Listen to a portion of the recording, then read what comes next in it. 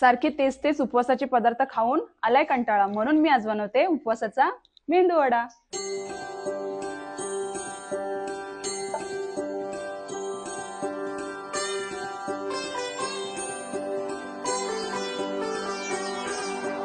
चंद्रभागच्या तिरी ग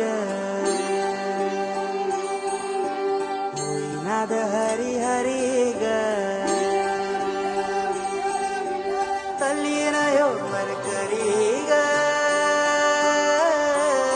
विष्णू माऊली चराचरी ग अशी पंढरी पंढरी ग अशी पंढरी पंढरी